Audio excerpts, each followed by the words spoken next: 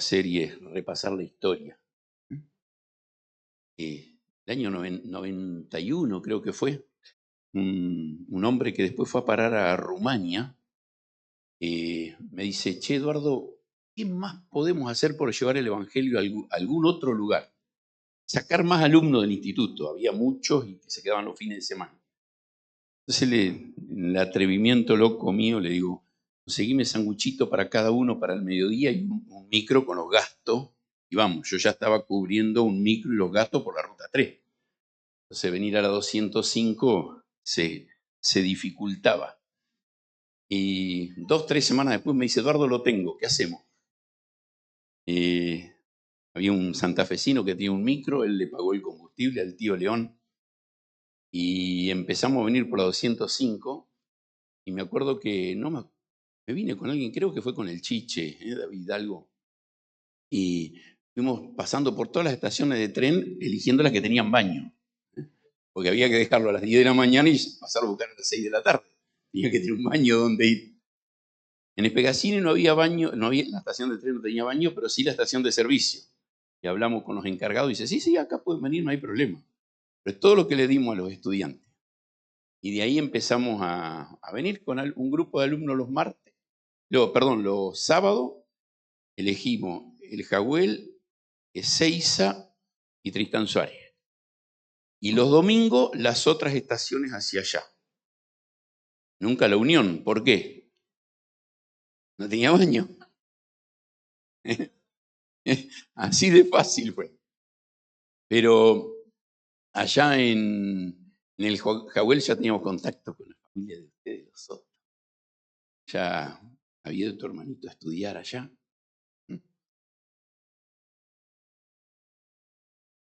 Creo que ya se había ido para Santiago del Estero. Y de allí partió para estar con el Señor. Nos dejó a su hijita por acá. Y empezamos a predicar ahí a los alrededores, los lugares. Y bueno, de repente Tristán Suárez se convierte Alberto y su familia. Y había un muchacho, vive todavía en la gracia de Dios, Miguel. En realidad tiene otro nombre, Mahmoud, le decimos Miguel, porque él está trabajando en un lugar difícil, en Medio Oriente. El que no sabe dónde, pregunte después, no lo voy a decir acá por el micrófono, para cuidarlo. Está bajo bombas todos los días. Ayer me escribió, listo. Y después le voy a compartir el correo todos los meses me manda un correo fijo y después de vez en cuando le agarra la melancolía y me llama. Y charlamos un ratito con Miguel. Y él predicando con un tablero en la feria de Ezeiza, se contactó con José y lo mandó a otro amigo mío, Luis Agudelo. Dijo, anda a buscar a esta familia. Agudelo vino de Ezeiza hasta acá caminando como 3, 4 veces, 3, 4 fines de semana. Venía el fin de semana siguiente y dice, Miguel, ¿y qué voy a hacer? La busca a esa familia. Hasta que esa familia no te diga no vengas más, vos seguís yendo. Y un día los encontró, empezó. Y si prestan atención, las fotos del video, hay una fotito de abajo del sauce, todavía está el sauce ahí. Pero después hay una primera reunión adentro, ahí el videito dice, creo que dice el comedor de ellos. Ellos tenían una pieza y una cocina. ¿Qué comedor ni comedor? No había comedor. Pero tenía los cimientos. Y un día otro muchacho amigo me dice, Eduardo, tengo gente que quiere ayudar con trabajo. ¿Qué podemos hacer? Digo, yo voy a comprar la madera y vamos a hacer una casilla. Compramos la madera, yo era el encargado de las compras en Palabra de Vida, así que una vez que armamos, vinimos, medimos los cimientos, todavía están las maderas ahí, medimos los cimientos, armamos en paneles la casilla y lo busqué al del corralón. Le digo, che, ¿vos vas a comprar materiales a Buenos Aires? Sí, me dice, bueno, vos vas vacío para allá. Llévame la casilla. Y claro, yo era el que le compraba a él para Palabra de Vida, así que se sintió medio obligado, ¿no es cierto? No le di mucha opción. Y vino el camión de las Ceiras, bajó las maderas, vinimos el fin de semana con algunos más y armamos la casilla. Y la foto esa es eso, ahí, en ese saloncito. Y las ventanas son de esas que se abren así tipo persianita de vidrio. Esa la sacamos de un galpón que se llevó un viento allá en Palabra de Vida. Las ventanas, como son de hierro, quedaron armadas. Yo las junté y las trajimos. Ahora, ¿por qué les cuento esto? Porque es hermoso estar en un salón como este, un terreno grande, y ver lo que Dios hace. Pero no nos olvidemos aquellos que dieron los primeros pasos. El primer bautismo que tuvimos fue una pelopincha ahí adentro. Antes de irnos había que sacarle la pelopincha a Susana, si no, no íbamos a dejar la pelopincha dentro de la casa. Porque en la semana ella era casa. Yo chupé con una manguera para que se salga y me tragué el agua y se fue para el pulmón y me quedé trabado. Me salvaron ahí entre Darío y no sé quién más, creo que era el negro Sambo, el otro, Dalvin, que estaba ahí en la foto, pegándome en la espalda. Casi me muero ese día. Así quedé en el bautismo, me bauticé por dentro. Pero qué lindo es ver a Dios obrando. Qué lindo es ver a Dios obrando. Ver personas viniendo a Cristo acá en este lugar. Después, bueno, varios de los que están ustedes, aunque no son de acá. El Señor nos permitió servir y trabajar. Ahí mencionaron, avisaron que va a estar Jim el viernes, sábado y domingo por acá. No avisaste que el viernes vamos a salir a predicar acá también. No te avisaron, no te dejaron ese dato. Viernes vamos a salir a predicar acá. Jim con 2 de sus nietos viene. Y me acuerdo cuando te fuimos a buscar a vos. Con Jim. ¿Sí? A vos. Y uno recuerda esas cosas, ¿no? El obrar de Dios con la historia. No tengo ni idea cómo llegamos a tu casa, Pochi. Cuando llegó, ¿cómo llegamos? Golpeando la puerta. Ni te acordás, son muchos años, ¿no? Como 40. Allá en Cañuela. Y cómo Dios va usando personas que van llegando a una casa, a otra, con el Evangelio. Y te voy a decir algo, estás acá porque alguien llegó a tu casa. Alguien llegó a tu casa. O a la de tu papá o a la de tu tío. Alguien llegó a tu casa. Y en la gracia de Dios hoy estás acá. Entonces uno mira para atrás en la historia y recuerda con gratitud el obrar de Dios. Uno mira para atrás y recuerda todo lo que Dios fue haciendo en el tiempo, en su gracia, y cómo Él nos permitió llevar la palabra. Ahora, quiero compartir con ustedes hoy un salmo que tiene poco que ver con aniversario, pero estaba hablando con Josué y me dice, habla algo para la familia.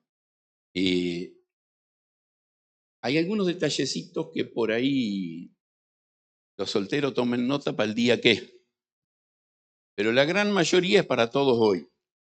No importa la edad que tenés ni dónde estás. Si bien algunos de los detallecitos son para el día que o el día que tengas que hablar con otro. Y el Señor dijo en un momento, el buen escriba saca de sus tesoros cosas nuevas y cosas viejas. Así que para sacar cosas viejas hay que ser viejo. Entonces los que somos viejos y hemos andado, tenemos cosas para sacar para ayudar a otro. Entonces capaz que hoy estás solo, sola, tenés mucho para decirle a otro que está empezando a caminar. Quiero leer con ustedes para empezar el Salmo 127. Si Jehová no edificare la casa, en vano trabajan los que la edifican. Si Jehová no guardare la ciudad, en vano vela la guardia. Por demás es que os levantéis de madrugada y vayáis tarde a reposar, y que comáis pan de dolores pues a su amado dará Dios el sueño. He aquí, herencia de Jehová son los hijos. Cosa de estima el fruto del vientre. Como saeta en manos de valientes, así son los hijos habidos en la juventud. Bienaventurado el hombre que llenó su aljaba de ellos. No será avergonzado cuando hablare con los enemigos en la puerta. Este salmo es un desafío a nuestras vidas para edificar un hogar en Cristo. Eclesiastés capítulo 4, versículos 9 al 12, hay un pensamiento muy lindo ahí que habla de el valor de andar de a dos. Y la primera y mejor aplicación es para el matrimonio.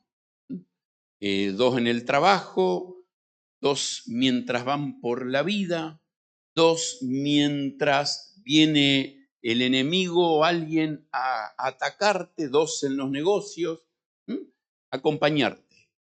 Pero concluye ahí con un pensamiento muy lindo que dice, cordón de 3 dobleces no se rompe pronto. Y es llamativo que viene diciendo 2, 2, 2, 4 veces seguidas, repite el 2, y cierra la idea diciendo 3.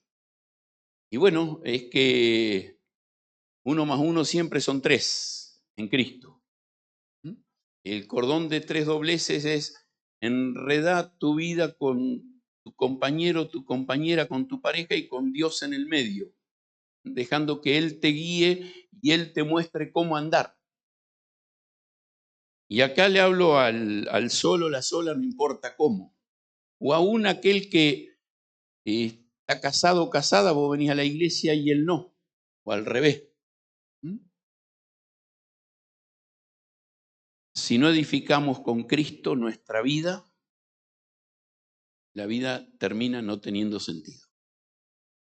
El valor, la importancia de edificar nuestra vida con Cristo. Y le puse al primer punto, ¿no es cierto?, un hogar con la presencia de Dios manifestada. Y acá podemos decir una vida con la presencia de Dios manifestada. Saben, si prestamos atención, menciona 2 veces el concepto si Jehová. Si Jehová, en el mismo versículo. Si Jehová no edifica, si Jehová no guarda. El valor, la importancia de Dios en medio de nuestras vidas, en medio de nuestra familia. Cuando leemos en Génesis capítulo 1, la creación del hombre, dice que varón y hembra los creó Dios, versículo 27, y les dijo, fructificad y multiplicaos. O sea, crea una familia, tened descendencia. Qué contrario al pensamiento moderno, ¿no? Muchacho con muchacho, chica con chica. O aun cuando no se va a ese extremo, no, tal vez algún día tenga un hijo, me case, pero primero me quiero realizar. Tal vez algún día me caso, pero voy a ver si tengo hijos porque quiero disfrutar de la vida. Y es tan distinto al plan de Dios. Y el sistema del mundo nos ha metido esos conceptos en la mente. ¿Por qué? Somos mucho en la tierra y hay que frenar la multiplicación. Esta tierra da para mucho más. Pueden comer mucho más gente de lo que hay hoy, especialmente si el hombre dejarse su egoísmo de lado, ¿no? 5 o 6 tienen para darle de comer a toda la humanidad que existe hoy. Así que imagínate con todos los demás. Ahora, el sistema del hombre ha dejado a Dios de lado. Bueno, el salmista acá nos invita a decir, bueno, mételo a Dios en tu familia. Él es el autor, Dios es el autor de la familia. Él es el que desde el principio de la creación estableció la familia. Y él tiene un programa que es edificar. Y es interesante porque esta palabrita, edificar, la usa Pedro para edificar, yo edificando mi vida. La usa Jesús para edificar la familia. La usa Pablo para, Jesús para edificar la iglesia. La usa Pablo para edificar la iglesia. Pero tiene que ver con el concepto de quién va haciendo la obra de construcción. Y es Dios. No puedo dejarlo a Dios de lado. ¿Por qué? Y todo lo que yo intento, pretendo hacer, se demorona sin Dios. En Deuteronomio, capítulo 6, es interesante porque de ahí saca el Señor Jesucristo la exhortación al joven rico, cuando dice, amarás al Señor tu Dios con todo tu corazón, con toda tu alma y con toda tu mente. ¿Sí? E inmediatamente después de eso empieza a hablar del valor de la palabra en la familia. Entonces, cuando pensamos en un Dios creador que creó la familia, ese Dios va a edificar la familia por medio de la palabra. No hay otra forma. No hay otra forma. Dios no puede edificar una familia que no sea por medio de su palabra. Es imposible edificar mi vida sin la palabra. Es imposible edificar la familia sin la palabra. Ahora, el segundo concepto que menciona acá, si Jehová, y dice, si Jehová no guardare la ciudad. Y quiero llevarte un momento a que podamos visualizar un poquito las ciudades de aquella época. Las casas, vamos a hablar del común del pueblo, no estamos hablando donde vivían los grandes. La casa del común del pueblo mayormente no tenía puerta. Había un muro alrededor de la ciudad y eso es lo que traía protección. Sí, había una cortinita para dividir la intimidad, ¿no es cierto?, entre un vecino y el otro. Y el que tenía más de una habitación, una cortinita para dividir la intimidad de una parte de la familia de la otra, o de la cocina y el lugar donde se duerme. Mencionaba Robert el viaje a la selva, ¿no es cierto? Y el viernes a la noche me estaban preguntando en una mesa cómo es la selva. Bueno, yo fui hace 25 años. En aquel tiempo, de las 20 y pico comunidades que visitamos, encontramos 2 con luz, 2 o 3 horas por día, nada más. Ahora ya un poquito más, el 50% tienen luz. Y mayormente es luz solar. Así que ni pensé en ventiladores, lavarropa. Solo para una lamparita y el televisor, que no falte. Y cuando yo fui, los que tenían electricidad, había televisor comunitario, en la sala comunitaria, y se prendía 2 o 3 horas por día, en el canal que al más fuerte se le ocurría poner. Mayormente fútbol, novela. Se dividía entre ahí, en esas dos cosas. Ahora, ¿dónde duermen? Y nosotros llegamos a la comunidad sin avisar, sin previo aviso, no había cómo avisar. Entonces nos presentábamos, decían quiénes éramos, íbamos con alguien conocido, el misionero Andrés Acosta, lo conocían. Entonces, enseguida, el jefe de la comunidad movilizaba a una familia, la sacaba de su casa y se iban con alguna tía, un tío, un suegro, alguien, y nos daban su casa. Su casa eran 4 paredes, nada más, sin cortina para entrar. Y bueno, de aquel lado cuelgan las hamacas las mujeres, de este lado cuelgan las hamacas los varones. Solo lugar. Bueno, así se vivía en aquel tiempo, con un muro alrededor para proteger. Entonces, cuando habla acá de si Jehová no guardare la ciudad, está hablando no guardare la vida de la comunidad. Una familia un poco más extendida. Pero es este concepto, el mismo concepto. Él es el protector del hogar. ¿Mm? Si Él es el que edifica la familia y lo va a hacer por medio de la palabra, Él es el que protege, el que guarda.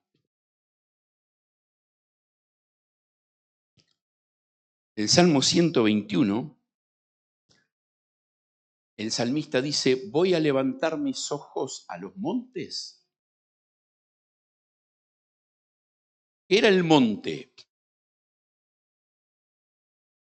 El lugar más alto en la comunidad era el lugar donde se ponía el ídolo. ¿Mm? Te doy una tarea, aún en lo plano que es nuestra pampa, tiene ciertas ondulaciones. Y vos vas a ver que la plaza central está en el lugar más alto, donde se establecía el pueblo, pero medio en un costadito. Y en la lomita, aunque esté 2 metros más elevado, ahí está la Iglesia Católica. Un concepto que viene desde Nimrod para acá. ¿Mm? Y lo tuvieron todas las culturas americanas, aún antes de que venga el cristianismo. El lugar más alto, el lugar que más cerca estoy de Dios y de donde yo controlo. Entonces el salmista dice, voy a alzar mis ojos a los lugares altos. ¿Cuál es la respuesta? ¿De dónde viene mi socorro? ¿Lo voy a encontrar ahí, mi ayuda? No, mi socorro viene de Dios, de Jehová, el Creador, el que está por encima de los cielos y de los montes. De ahí viene, ahí está mi confianza. Pero después de decir eso, no dará tu pie al resbaladero, ni se dormirá el que te guarda. ¿Eh? Me hace acordar a Elías cuando estaba frente a los sacerdotes de Baal, estaban clamando por fuego para que se prenda el lugar, y Elías entona a burlar y le dice, llámalo más fuerte, capaz que está durmiendo la siesta. Mi Dios no duerme, mi Dios no duerme. Y fíjate que dice, no duerme el que te guarda. ¿Mm? El concepto que marcamos ahí en el Salmo 127. Si Jehová no guardare, si Él no está guardando, ¿quién puede guardar? No duerme, Él guarda. Va a volver a decir el versículo siguiente, el que guarda a Israel. Versículo 5 del Salmo 121, Él es tu guardador. Versículo 7, Jehová te guardará de todo mal. Él guardará tu alma. Jehová guardará tu salida y tu entrada. Desde el momento que te vas de casa hasta que volvés.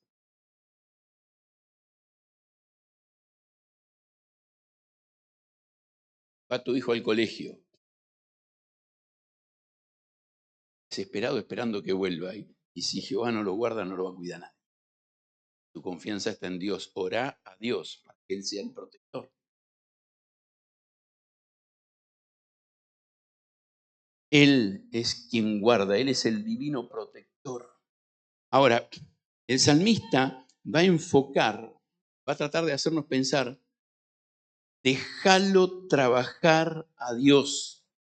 No creas que vos vas a tener el control de todo, que vos vas a hacer todo. Y fíjate que el no descansar en Dios,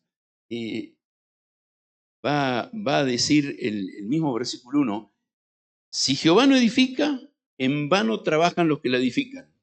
Si Jehová no guarda, en vano vela, vigila el guardia. No hay forma de que yo pueda hacer más que Dios, ni siquiera parecido. En relación al trabajo, Santiago en el capítulo 4, versículo 13 al 17, le habla a los comerciantes. Le dice, ay de vosotros que dicen, mañana vamos a ir a tal ciudad, y usa una palabra, traficar, es, vamos a llevar mercadería comerciaremos, venderemos y volveremos. ¿Quién sos vos para saber si te vas a levantar mañana? ¿Quién sos vos? Ahora, esto no quiere decir que no soy responsable de hacer un plan, pero no es mi plan, descanso en Dios. Tenemos un dicho en el campo que dice, se come la liebre antes de cazarla. Y ese es el concepto de Santiago. Ese es el concepto de Santiago. ¿Quién sos vos para hacer un plan y saber que te va a salir como planeaste? Y muchas veces nosotros hacemos planes y Dios los cambia totalmente. Y está diciendo acá, es una vanidad, es como un humo que desaparece. Es un humo que desaparece. ¿Cuánto dura? Un ratito. Está bien.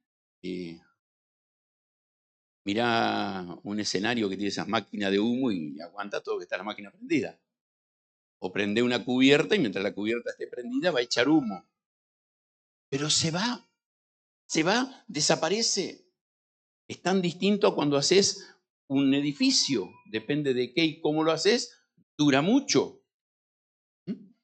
Ahora, hay una expresión relacionada con esto que es el esfuerzo humano por conseguir y lo cita la Escritura, echar en saco roto, o sea, en bolsillo con agujero. Le ponés y vos decís, ¿y en qué se me fue todo? Y un agujero. Ahora, te leo un pasaje, Ageo, capítulo 1.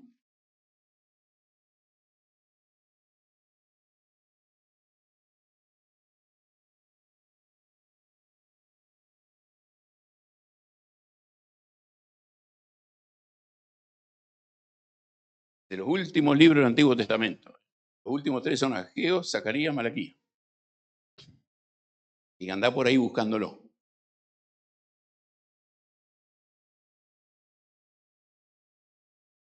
Acá, en una situación, estos 3 libros son 3 libros escritos justo sobre el final de la historia de Israel, antes que se hagan esos 400 años de silencio.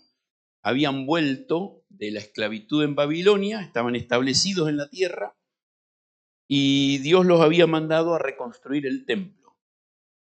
Y tenían muchos problemas, muchos enemigos que le ponían palo en la rueda todo el tiempo frenándolos. Y ellos decían, bueno, ¿será que no es tiempo de Dios para hacerlo? Cuando las cosas se nos ponen difíciles, lo primero que decimos, y Dios no quiere que lo haga. No, Dios quiere que haga un esfuerzo, que confíes en Él. Y en esa actitud de ellos, Dios manda a estos profetas. Y una de las advertencias de los profetas es, ¿por qué no es tiempo? O estás construyendo tu casa y te está yendo bien, pero de la casa de Dios te olvidaste. Y acá en este pasaje del capítulo 1, versículo 6, vamos a leer el 5, pues así ha dicho Jehová de los ejércitos, meditad bien sobre vuestros caminos, sembráis mucho y recogéis poco, comés y no te saciás, bebés y no quedás satisfecho, te vestís y no te abrigás, no te calentás. Y el que trabaja jornal recibe su jornal en saco roto. O sea que cobró y antes de llegar a la casa no tiene más plata. Así ha dicho Jehová de los ejércitos, meditad sobre vuestros caminos. Y hace un desafío a reenfocarse. Deja de pensar en tus propios proyectos y pensar en el proyecto de Dios. Y Dios va a juntar las dos cosas, va a bendecir su proyecto y el tuyo. Y esto es lo que está tratando de decirnos el salmista. Déjalo a Dios edificar tu casa, tu familia. No hagas vos con tu propio esfuerzo, tu propio plan. Claro que tengo que trabajar. Te toca entrar a las 5 de la mañana, llegá a las 5 menos cuarto, 5 menos 10, no 5 y cuarto. ¿eh? Mamá decía, llegar a horario es llegar tarde. Llegar a horario es llegar tarde. Y la disciplina, claro, yo tengo que hacer mi parte, pero mi confianza no está en mi capacidad, en lo que yo soy capaz de hacer, sino en lo que Dios puede hacer. Por eso, la vida del creyente es una vida de dependencia de oración. Otro profeta de los chiquititos, Nahum, en el capítulo 2, versículo 1 y 2 dice, subió destruidor contra ti, guarda, poné vigilancia. Ahora, esa vigilancia no es tu capacidad. Dios, ponelo a Dios a vigilar con vos. Y este es el desafío del Salmo 127. Bueno, construir con Dios, vigilar nuestra familia con Dios.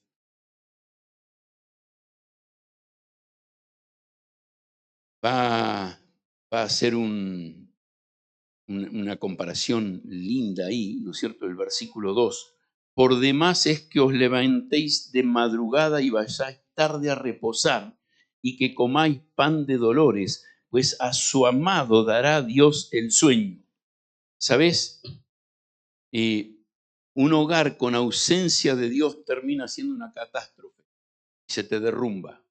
Y usa esa expresión acá, por demás. Por demás. No tiene sentido tu esfuerzo sin Dios en el medio. No tiene sentido tu esfuerzo sin una vida de oración y dependencia en Dios.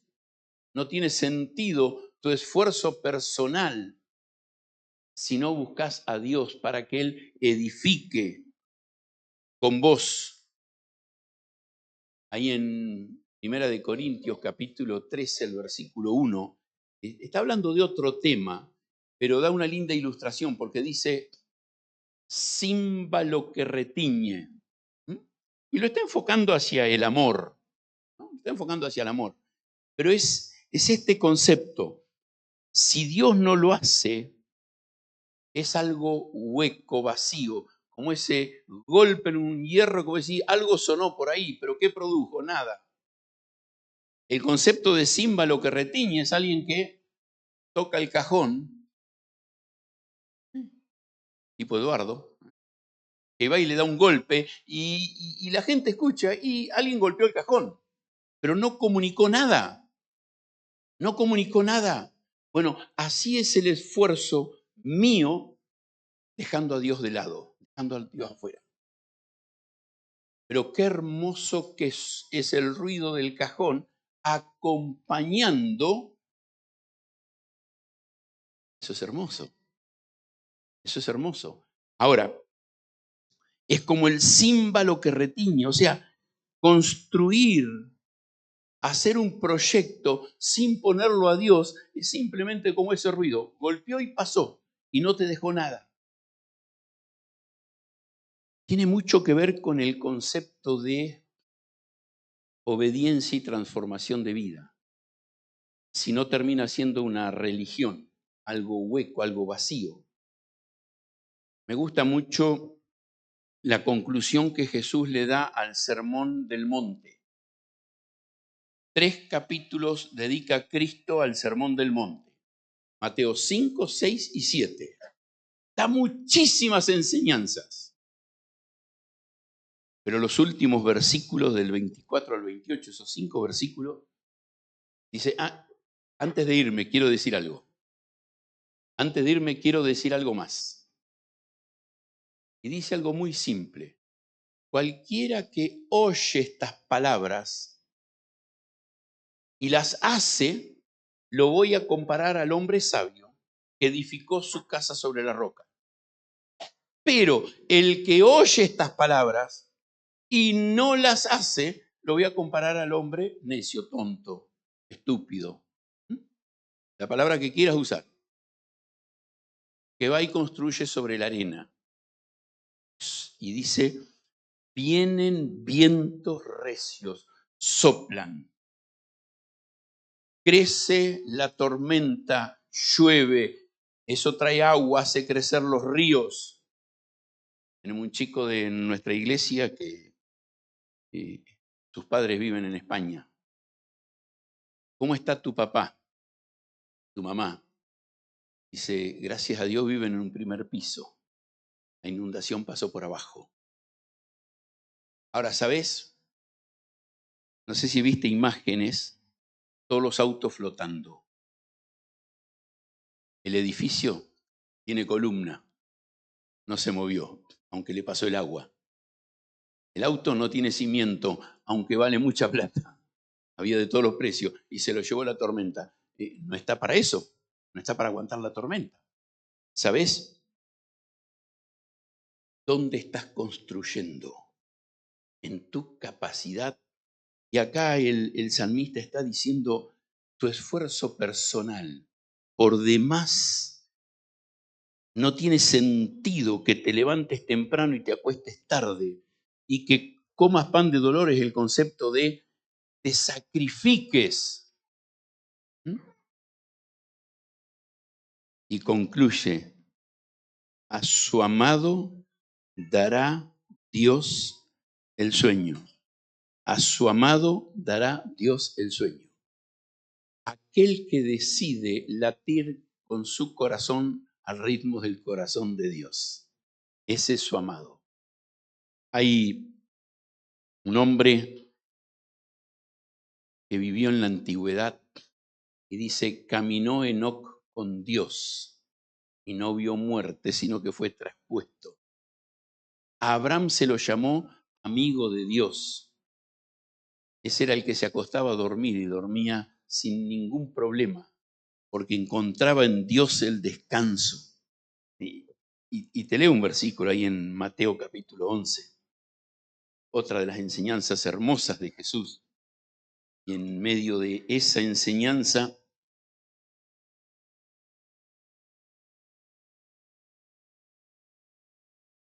versículo 28, venid a mí, todos los que estáis trabajados y cargados, y yo os haré descansar.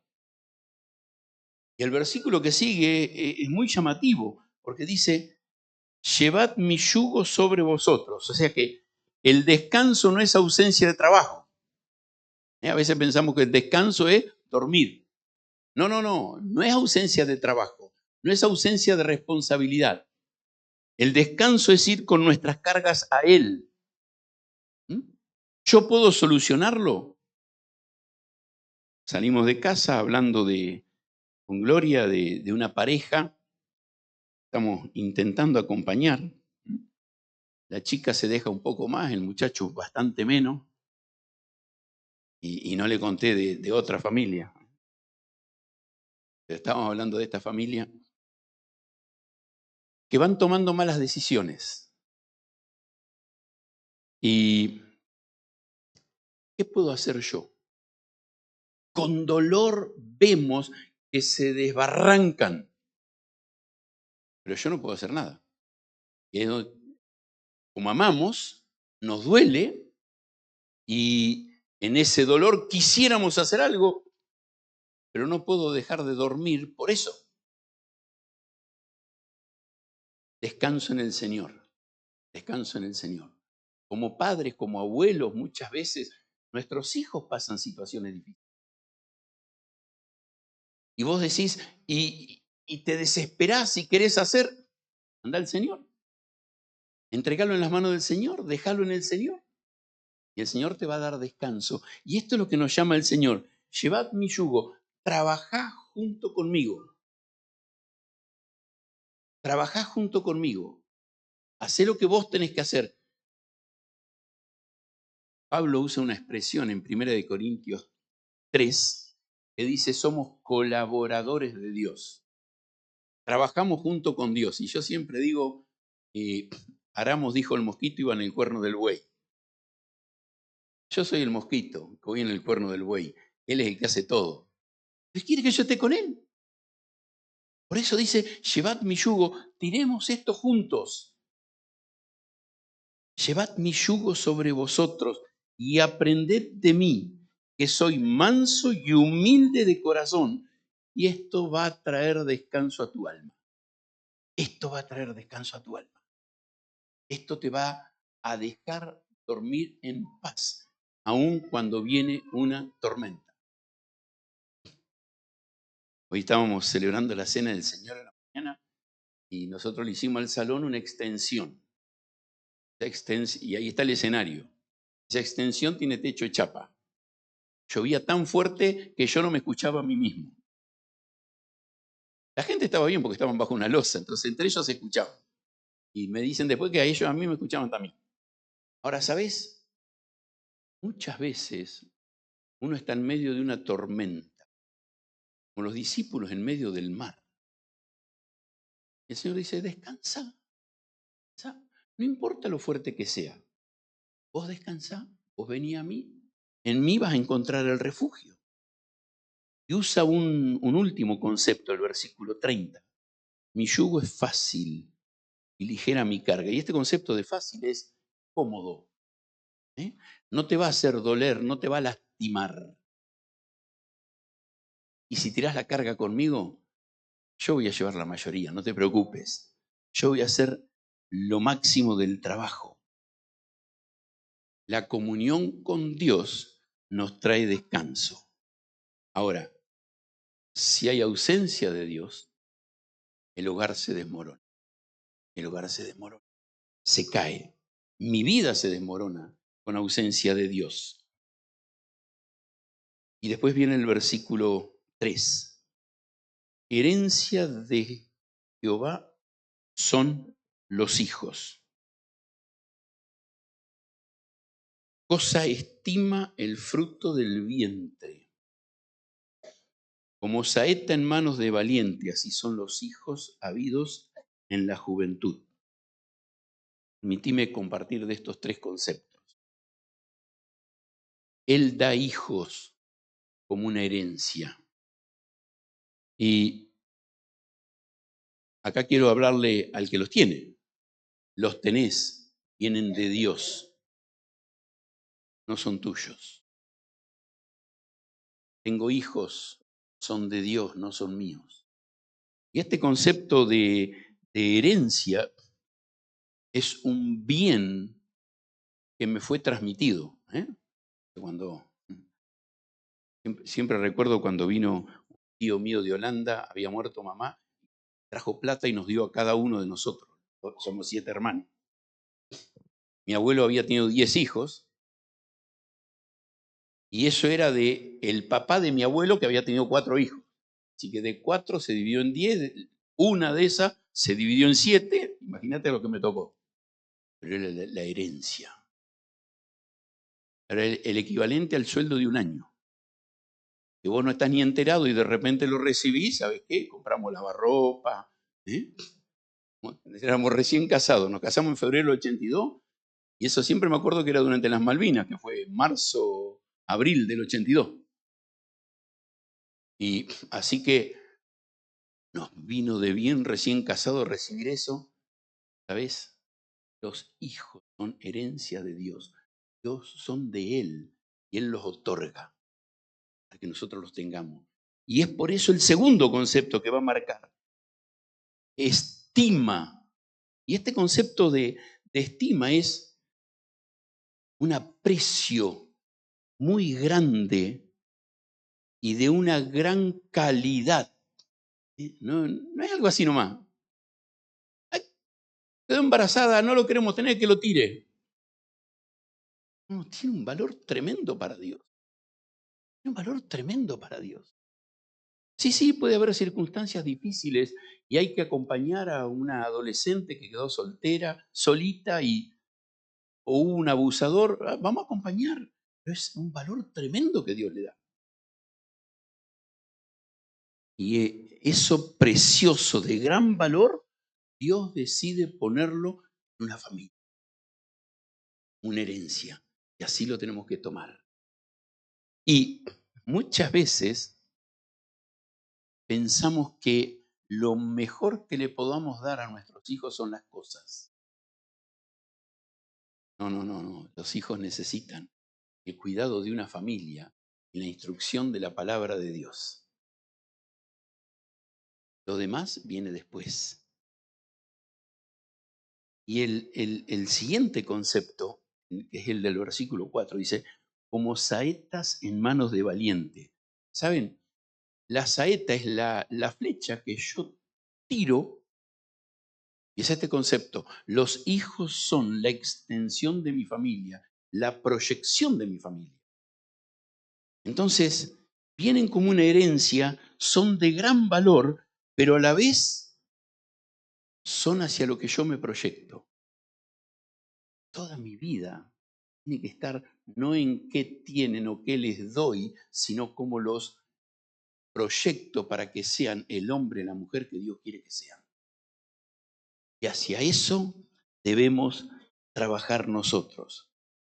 Y concluye el salmista con el versículo 5. Y me gusta usar esa primera frase, bienaventurado el hombre. Qué hermosa expresión. Es una expresión que se repite mucho en la Escritura. La palabra bienaventurado, por ejemplo, el Sermón del Monte comienza, y vas a ver en tu Biblia un título ahí, las bienaventuranzas. El deseo de Dios para nuestro bien. Y dice, bienaventurado, bendecido el hombre. Y usa una expresión ahí, que ha llenado su aljaba de ellos. O sea que tiene a los hijos bajo su cuidado hasta que los proyecta. La aljaba era el lugar donde se guardaban la flecha.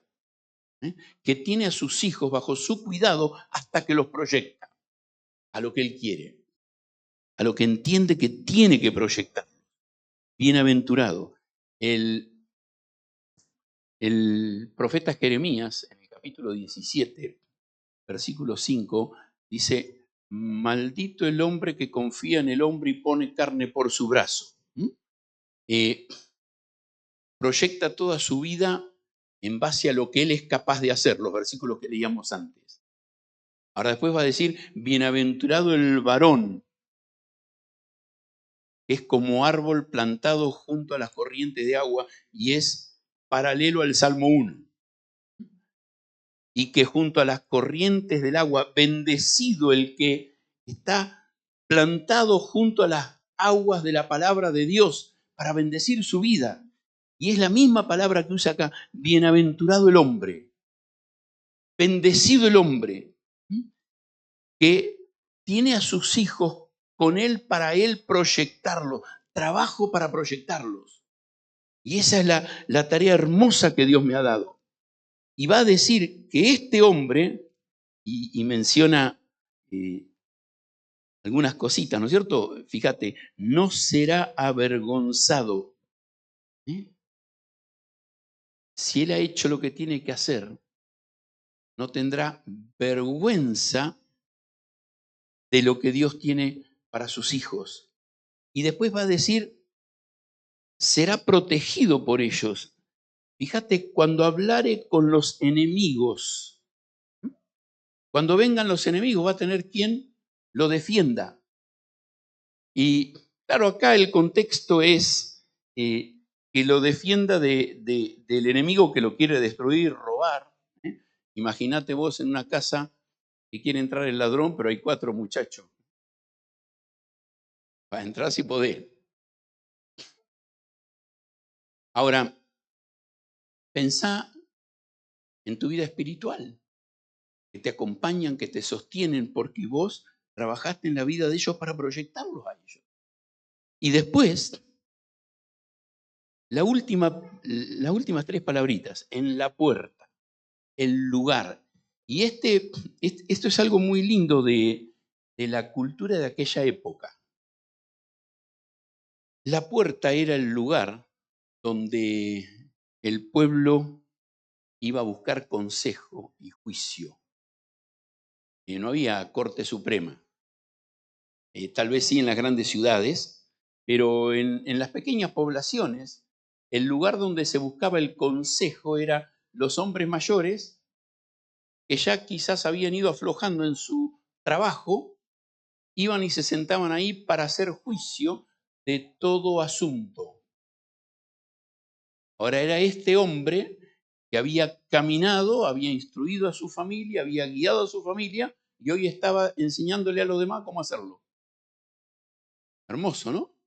Y ese es el desafío de la palabra de Dios para mí. ¿Cómo yo voy a trabajar hoy? Hoy. Y hay una cosa hermosa de la escritura de la palabra de Dios. Que Dios mira para adelante. Quiere tomar lo que vos sos y donde estás hoy. Y decir, bueno, ¿y ahora? ¿Y ahora? ¿Qué hago ahora? Deja que el Señor sea quien edifique tu casa. Deja que el Señor sea quien guarde tu casa, tu familia. Y tomalo a Él y a su palabra como aquello que vas a usar vos para edificar tu vida y en confianza en Él. Y Dios no terminó con nosotros todavía. Mientras esperamos su venida, Él quiere seguir haciendo una obra. Y vuelvo a donde empecé. ¿Se acuerdan que empecé hablando del aniversario?